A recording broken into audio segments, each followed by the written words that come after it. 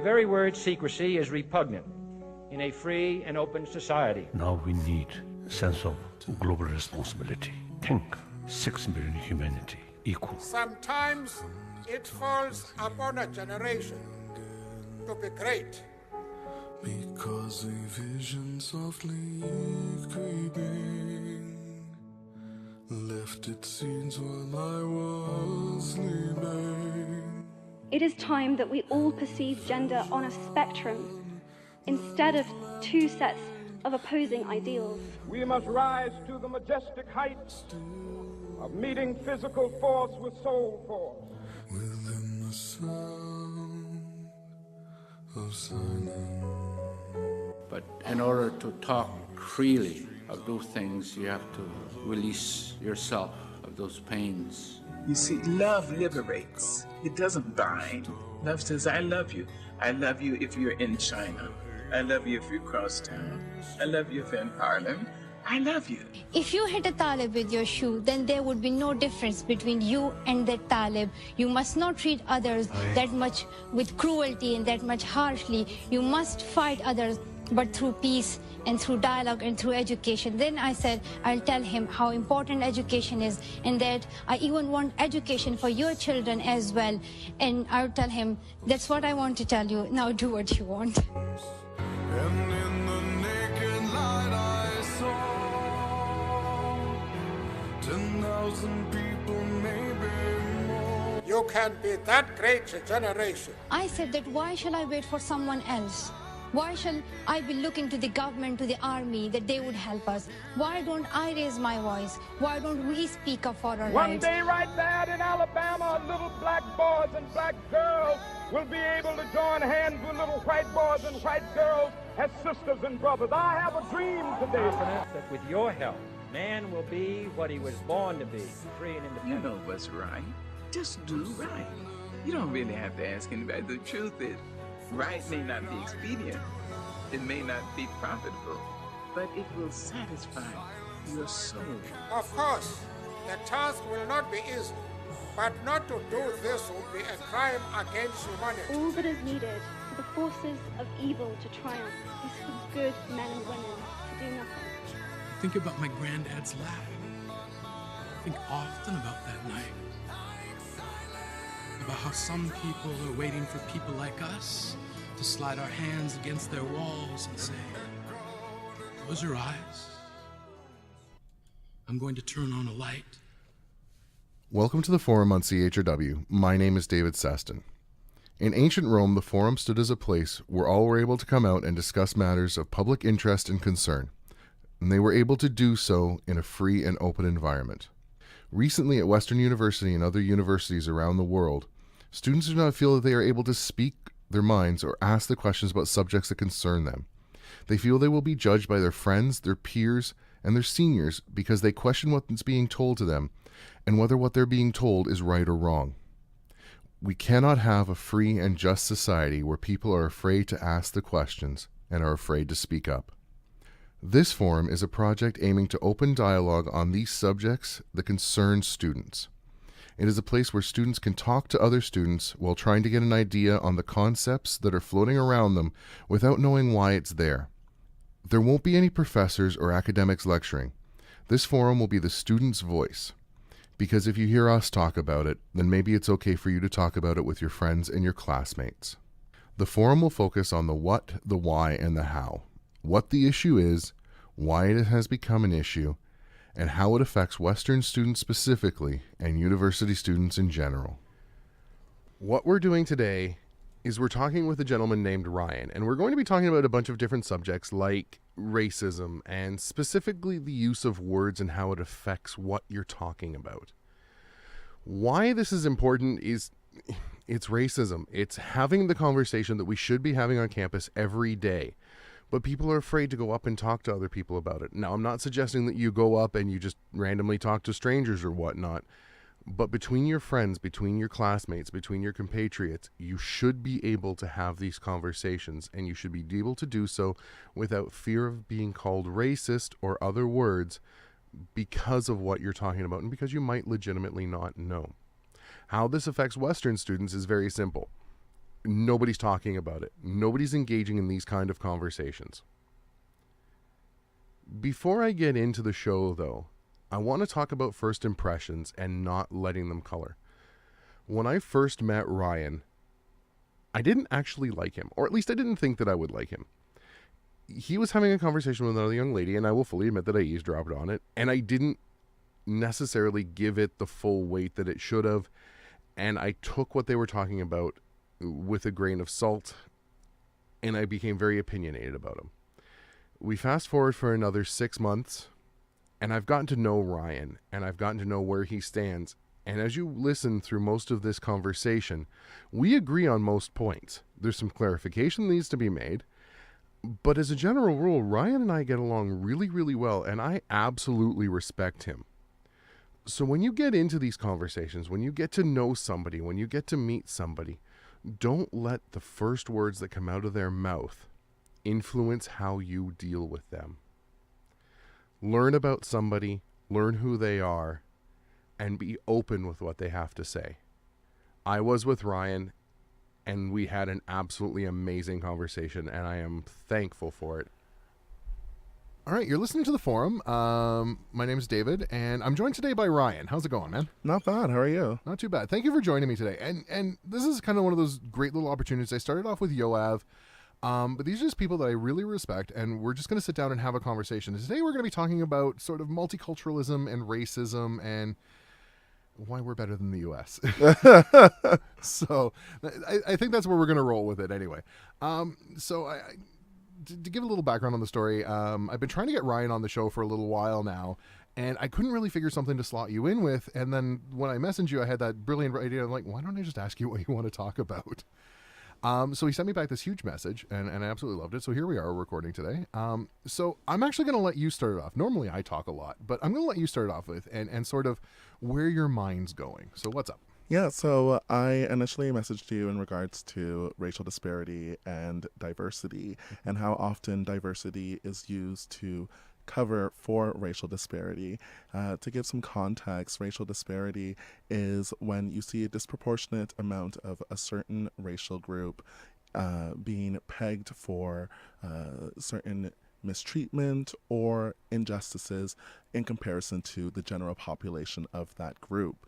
Now, when folks talk about diversity, it's oftentimes with a celebratory tone, but doesn't actually deal with a lot of the issues that are happening underneath.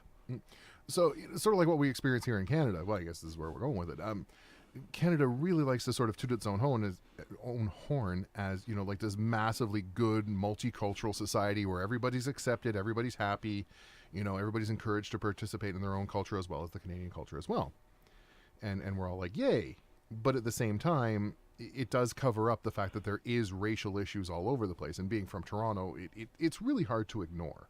Though I think a lot of people really try really hard to. So how do we notice this? How do we get to this? How do we realize that this is happening? I think by looking at the terms multicultural, multiracial, multi-ethnic, and thinking about the people who are in what is cultural or in what is racial and in what is ethnic, in order for us to begin to hear the stories that are happening within these different groups of people.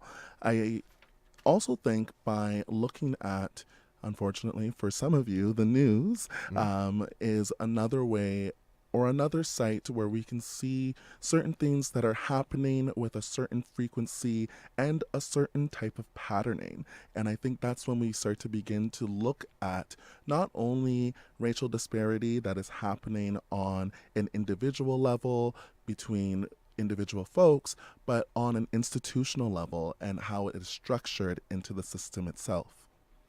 Okay, so unfortunately, for the average, I hate using these terms, but here we go. For the average white person on the street in Toronto, the guy that goes to his bank on Bloor Street, on Bay Street, sorry, we don't see this every day. So what are you talking? Like how? Like, I need you to break it down just a little bit more. You know. Because we see that you know, Canada is a great multicultural place. We do celebrate cultures. You know, you literally go to different places in Toronto and go, okay, you know, like, yeah, Chinese culture is being celebrated here, Greek culture is being celebrated there. So how how do we even start to know, like, how can you tell me that this exists? Come to London.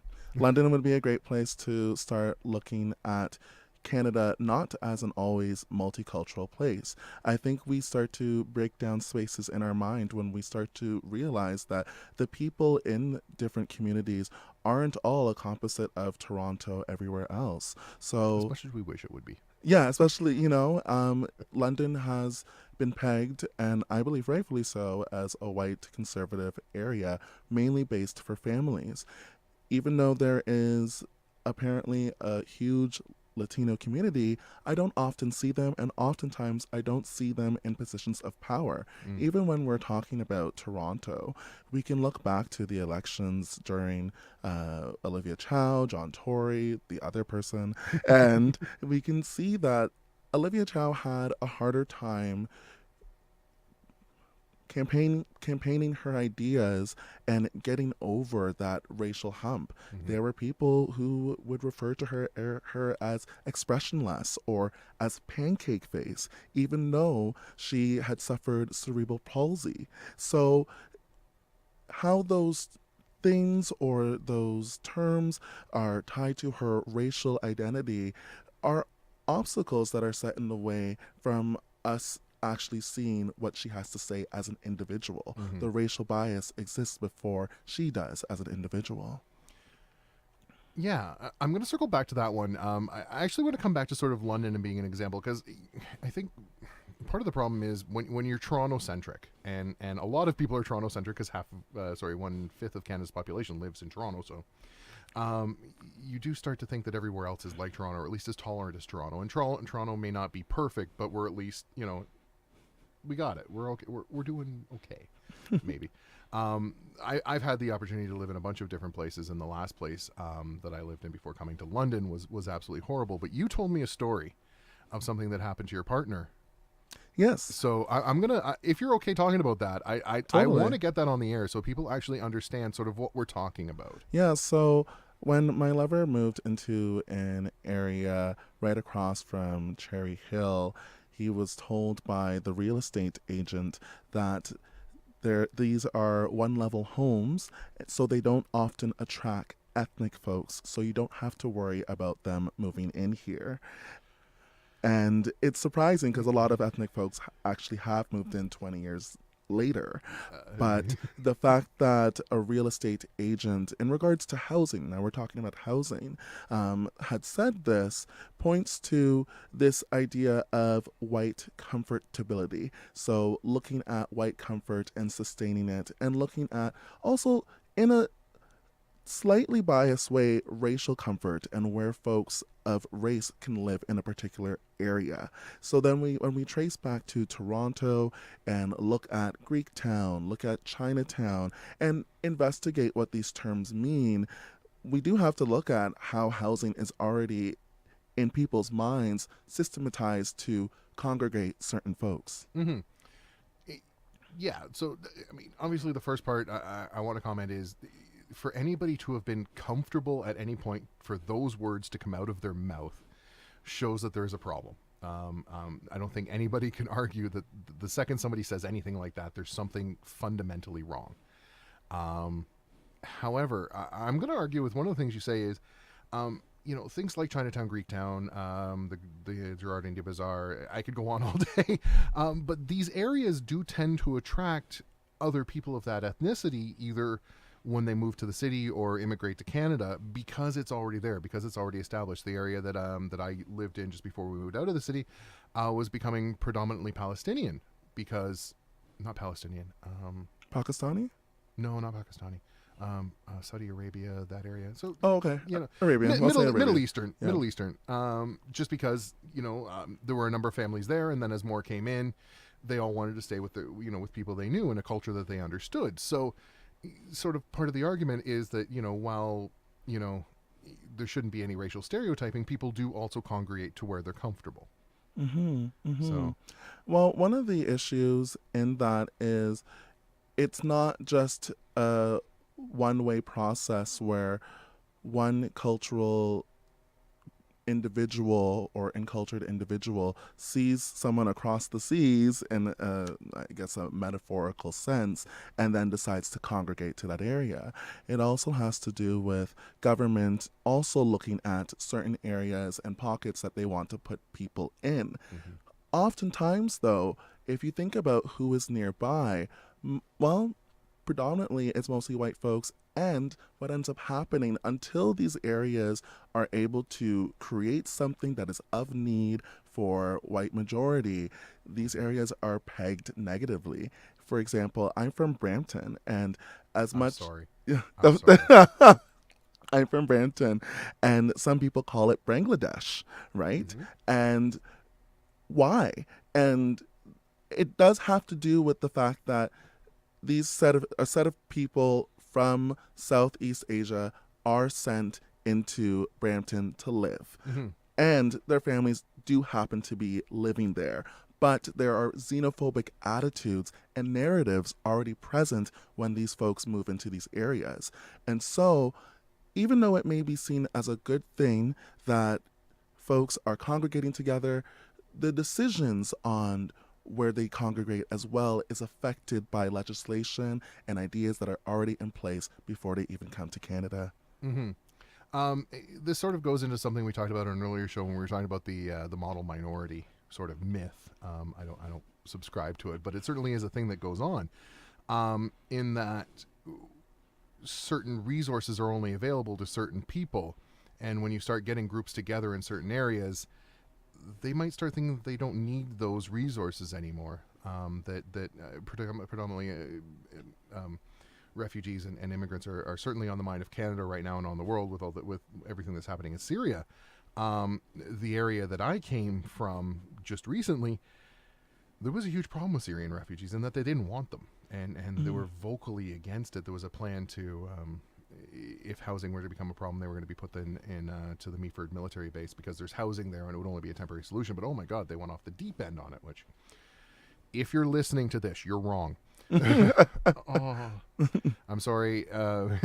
But so, when you start seeing immigrants and stuff like that from other areas going into places like where I used to live in Toronto, up near Ontario Place. No, not Ontario Place, Ontario Science Center. When they start, being with their own people and at least getting their feet on the ground, they start thinking that you don't need those resources anymore. And we've sort of touched on institutional racism and stuff like that. And the problem is, how do you identify what is an institutional racial decision and what is just people getting together? Well, I think that requires a conversation between the group that is being suggested a resource for. I think it needs to be a decision between both.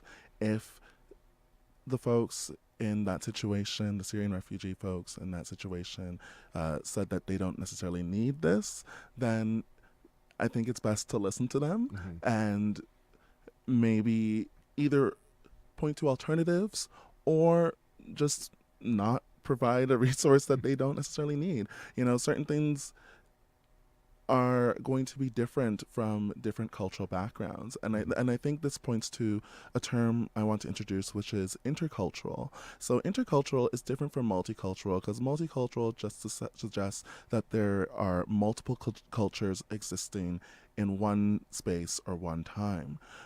Whereas intercultural suggests that different cultures are intermingling with one another, that they are beginning to create interactions between one another and are seeing themselves as a combined or commingled unit. And I think this is one of the sites where we can say that there was some type of contact, some type of cultural clash, but at the same time, at least there was some production of conversation that happened.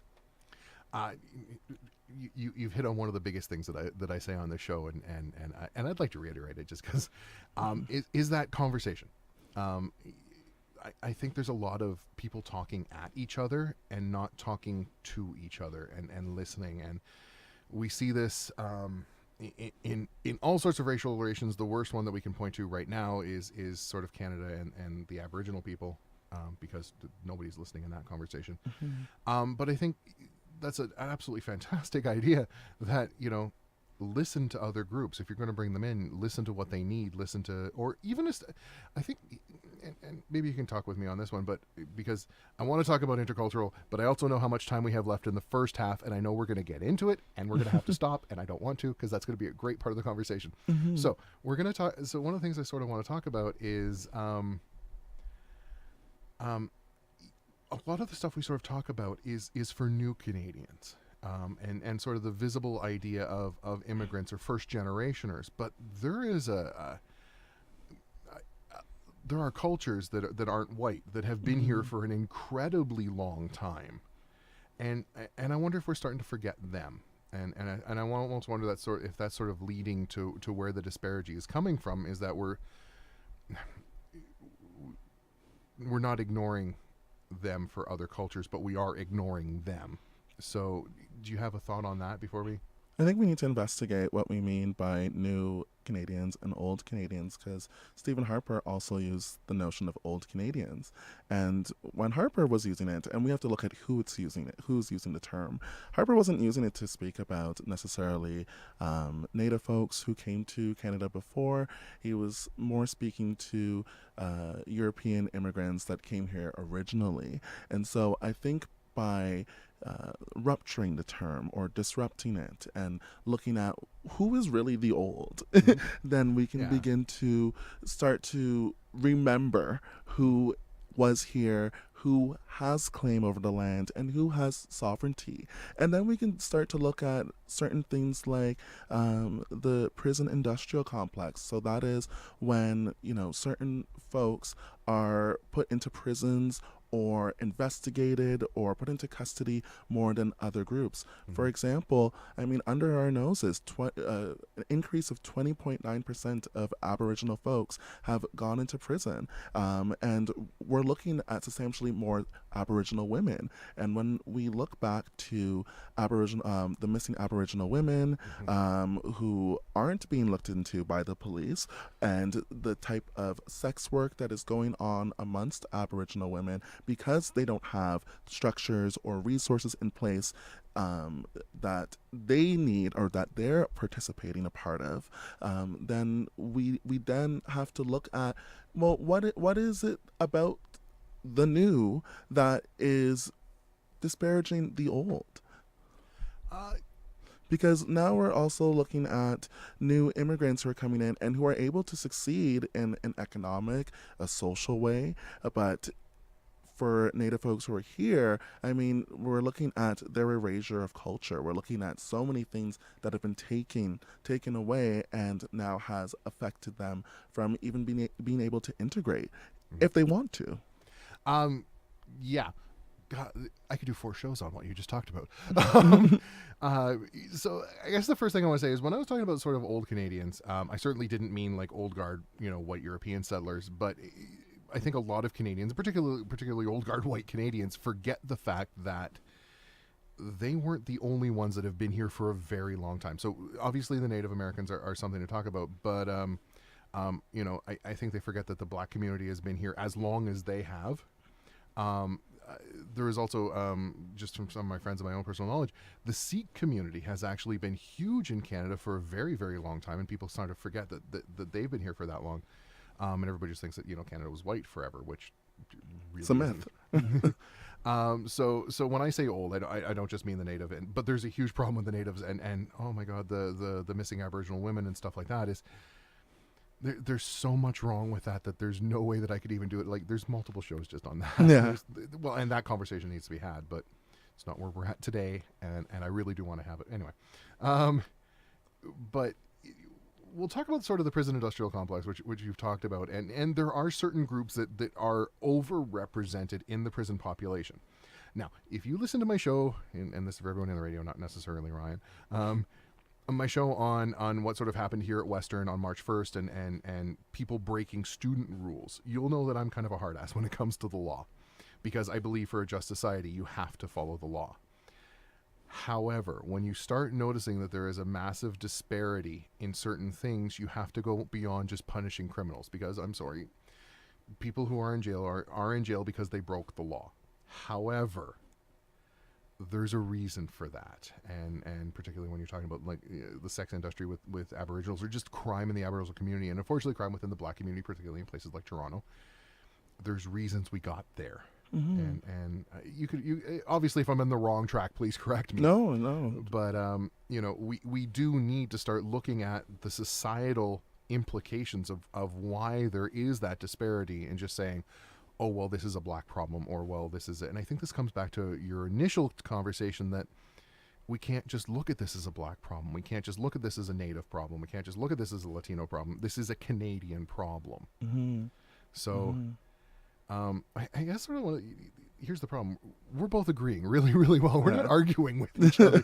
which isn't, we're just seeing, I think we're just exploring different tensions within the things that we're discussing. So I think that's productive. Well, and that's just it. But this conversation needs to be happening. I think the biggest problem that we're having, and something that literally just happened over Facebook, which is maybe not the best place to have anything like this, but people aren't engaging in these conversations, and we're kind of coming to this mentality of, if you don't agree with me, I don't want you as part of the conversation.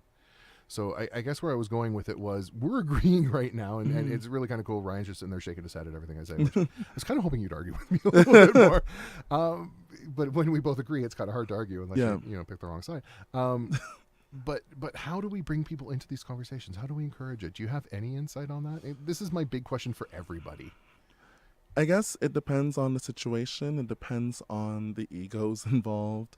It depends on also the issues. If we're talking about things that are beginning to be punishable by death, so I caught a Latino man using drugs and I thought I was going to shoot him 5 times, that's not okay. And I think that's something where we kind of need to have, tough it out type of conversations where, if people are talking at each other, that's something that's justifiably meant to be angry for.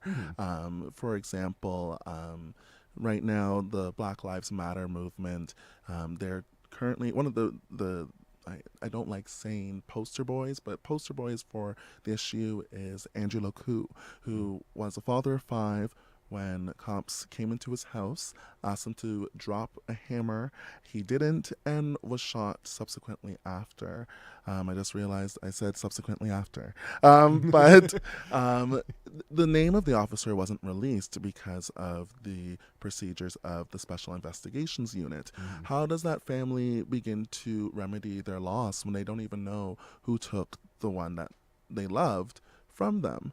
And I think that's something, just on a small scale, in the sense of immediate interaction, that conversation needs to be happening. And if there is anger from the family, understand that is justifiable anger. It is not violence within itself. The fact that this life is lost is violence. The fact that there is nobody held accountable is violence. The fact that this family and the father, husband that they lost is considered as accounted for, spoken for, and over and done with is a type of violence, because it moves away from the type of transparency that we should be seeing within our judicial system. I will tentatively agree with you. 98% of what you said I agree with wholeheartedly. I am both an avid supporter of the police, but I am also an avid, there is too little transparency in what goes on with the police, and too little protection and stuff like that.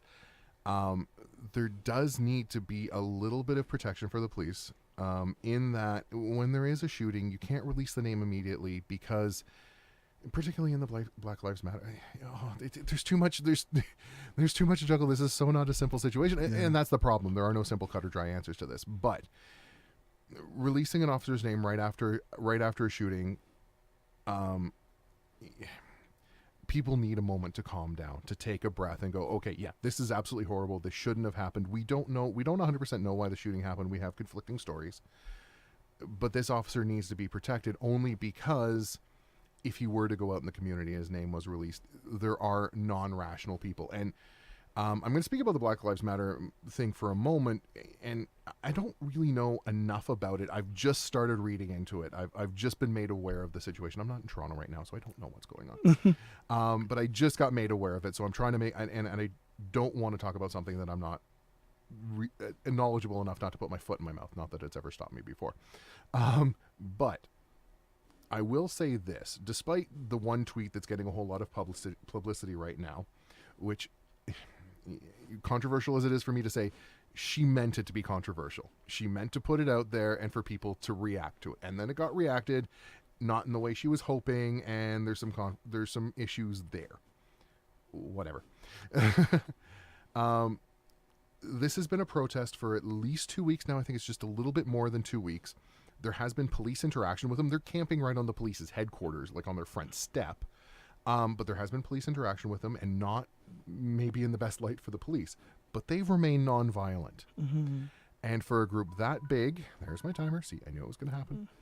For a group that big to be able to do what they're doing and to remain nonviolent is a huge step, and I will give them massive shout outs and respect for being able to keep themselves from getting in trouble that way. Mm-hmm. So you talk about when it comes to things about violence. Here I am talking by myself again. See, I knew it was going to happen. Mm-hmm. There is this, my biggest fear is people do take violence a little bit too lightly, and they think that it's one of the only ways to get resources. And I can't advocate it. I'm a pacifist personally, so obviously I can't. But before we go to the break, I'm going to ask you one last thing. It's how do we get people to calm? I'm going to edit this little part out because I'm stumbling over my own words. But you are an educated, well-spoken black man, which, according to most media, particularly coming out of the States, but even most media, you're in the rarity, which I hate to say, but that's how it's portrayed. Mm-hmm. How do we get more of you to speak, and how do we get people to listen? Well, I mean, I think I wouldn't know the things I know if it wasn't for folks who were angry, and who may have not had the same types of education that I have, or the same opportunities. And so for me, I think it's a matter of getting to hear the sometimes irrational, the grieving, the mourning voices in compilation with the voices that may have, like, I have certain accesses because I'm a part of Western. I can, spend an hour of my day to go and look up Special Investigations Unit, to look up Mike McCormack and what he said. And with that, what I'm supposed to do, or at least what I feel compelled to do, is to bring light to the communal voices and say, okay, this is not something that is happening as a one-off or just a random incident, but is happening over and over and over again. We need to get over the individual racism that is happening. It is not appropriate for folks to randomly come out and say this is not racist, and then say, yes, well, when we conduct our investigations, we don't look at race as a factor of what has happened to a set group of people. And to really think about, when folks like me are even saying systemic racism and you're saying it's not systemic racism, what are you actually saying? Do you even understand the terms that I'm saying? And even when I'm breaking it down, can you get past my race? Can you get past the fact that I'm standing or sitting in front of you with green hair? Is that something that's going to distract you from what I'm actually saying? Or the fact that I'm 6'2"? These are things that are easily used to make me look like an aggressor as opposed to someone who is rational, because what ends up happening is that even when I am speaking calmly and speaking the voice of the people, my body is already seen as irrational. Yeah. You brought up some things that I'd like to talk about, and we're going to talk about it at the break, but unfortunately you heard my buzzer go off. I wanted a little bit more time to talk about it. So we're going to do the break. We're going to come back, and we're going to keep talking. So and I got some stuff to talk about. So we'll be back in a minute. Hello, my name is Michael. I'm a fifth-year philosophy student, and you're listening to CHRW 94.9.